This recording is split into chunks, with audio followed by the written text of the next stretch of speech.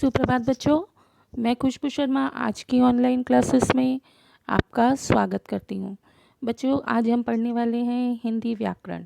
हिंदी व्याकरण के अंतर्गत हम पढ़ेंगे विशेषण। विशेषण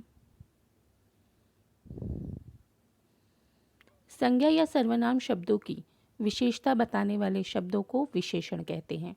जैसे 10 मीटर, 5 लीटर आदि। जो शब्द बच्चों संज्ञा और सर्वनाम के विशेषता बताएंगे उन्हें हम विशेषण कहेंगे। कुछ उदाहरण देखते हैं बच्चों।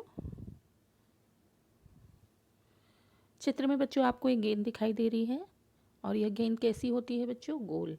तो गेंद का गोल होना बच्चों इसकी विशेषता को बताता है। इसी तरह से सुंदर मछली, सुंदर होना मछली की विशेषता है। मीठा लड्डू, बच्चों मीठा होना लड्डू की विशेषता है। तो इस तरह से संज्ञा या सर्वनाम शब्दों की विशेषता बताने वाले शब्दों को हम विशेषण कहते हैं। बच्चों, जब हम विशेषण की बात करते हैं तो हमें विशेष्य को भी जानना अति आवश्यक है। जिन संज्ञा या सर्वनाम शब्दों की विशेषता बताई जाती है उन्हें विशेष्य कहा जाता है। विशेष्य शब्द जो होते हैं बच्चों, विशेषण और विशेष्य, यह प्रायः वाक्यों में साथ साथ हुआ करते हैं और जो संज्ञा या सर्वनाम शब्द हैं उन्हें ही विशेष्य कहा जाता है। कुछ उदाहरण देखते हैं बच्चों।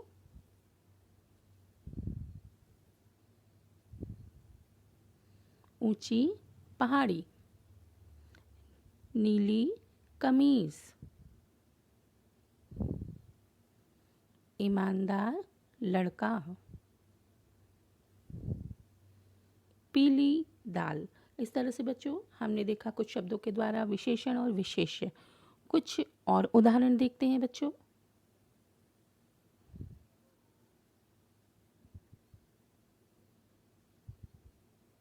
सुंदर नगर, बच्चों नगर कैसा है? सुंदर है।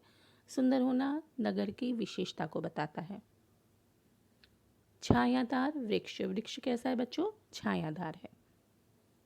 खूबसूरत क्यारियाँ, क्यारियाँ कैसी हैं बच्चों? खूबसूरत है। इस तरह से बच्चों यहाँ हमने कुछ विशेषण और विशेष्य शब्दों को जाना। अब हम बढ़ेंगे विशेषण के भेदों की ओर। विशेषण का पहला भेद है बच्चों गुणवाचक विशेषण। दूसरा है संख्यावाचक विशेषण। तीसरा भेद है बच्चों परिमाणवाचक विशेषण और चौथा भेद है सार्वनामिक विशेषण। आइए विशेषण के पहले भेद की ओर बढ़ते हैं जो कि है गुणवाचक विशेषण। जो शब्द संज्ञा या सर्वनाम शब्दों के गुण, दोष, रंग, आकार, अवस्था आदि के बारे में बताते हैं वे गुणवाचक विशेषण कहलाते हैं। जैसे बीमार आदमी आराम कर रहा है, यह आदमी कैसा है बच्चों? बीमार है। इसी तरह से राहुल एक परिश्रमी विद्यार्थी है, तो यहाँ परिश्रमी शब्द राहुल की विशेषता को बता रहा है बच्चों।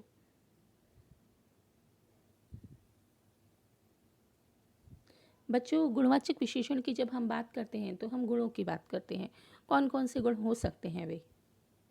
मूर्ख, शानदार, चतुर, वीर, आलसी।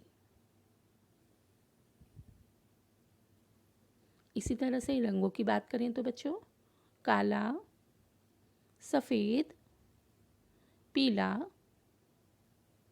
नीला, लाल, गुलाबी। रूप की बात करें बच्चों तो भद्दा, मलिन, आकर्षक, कुरूप, सुंदर। आकार की बात करें बच्चों तो गोल, बड़ा, पतला, लंबा, तिकोना, ऊंचा।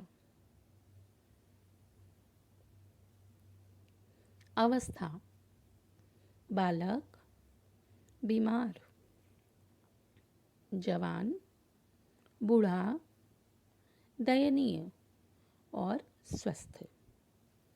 अब हम बढ़ते हैं बच्चों विशेषण के दूसरे भेद की ओर, जो कि है संख्यावाचक विशेषण। जो विशेषण शब्द संज्ञा या सर्वनाम की संख्या के क्रम या क्रम का बोध कराते हैं उन्हें हम संख्यावाचक विशेषण कहते हैं। नाम से ही स्पष्ट है बच्चों, जिनसे हमें संज्ञा या सर्वनाम की संख्या का पता चले वे विशेषण संख्यावाचक विशेषण कहलाते हैं।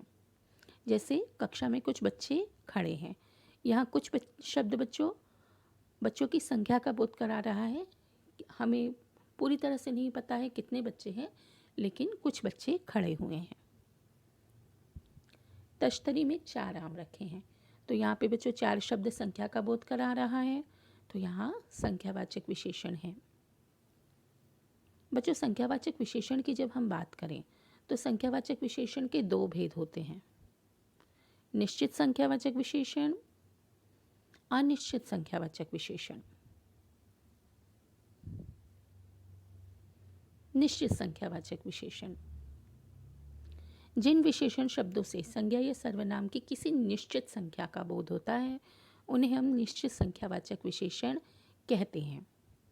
जैसे चित्र में 3 बंदर है, यहाँ बच्चों बंदरों की हमें एक निश्चित संख्या का पता है कि चित्र में कितने बंदर हैं, 3 बंदर है, तो यहाँ पर बच्चों निश्चित संख्यावाचक विशेषण होगा।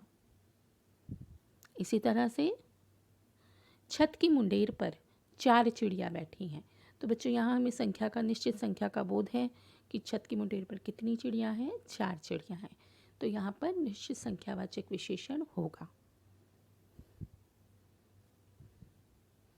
अनिश्चित संख्यावाचक विशेषण, जिन विशेषण शब्दों से संज्ञा या सर्वनाम शब्दों की किसी निश्चित संख्या का पता नहीं चलता है उन्हें हम अनिश्चित संख्यावाचक विशेषण कहते हैं।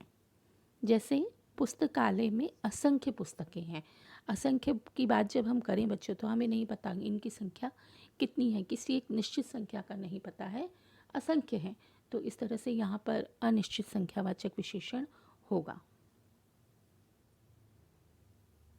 मुझे कुछ रुपए चाहिए, बच्चों कुछ रुपए चाहिए, कितने चाहिए ये नहीं मालूम है, तो इस तरह से यहाँ पर जब हमें निश्चित संख्या का बोध नहीं होता है तो वहाँ पर अनिश्चित संख्यावाचक विशेषण होता है। इस तरह से बच्चों आज हमने विशेषण, विशेष्य और विशेषण के 2 भेदों के बारे में जाना। विशेषण के 2 बचे हुए भेदों को हम अगली वीडियो में पढ़ेंगे। इसी के साथ हमारा आज का वीडियो यहीं समाप्त होता है। धन्यवाद। आशा है आपको आज का वीडियो समझ में आया होगा।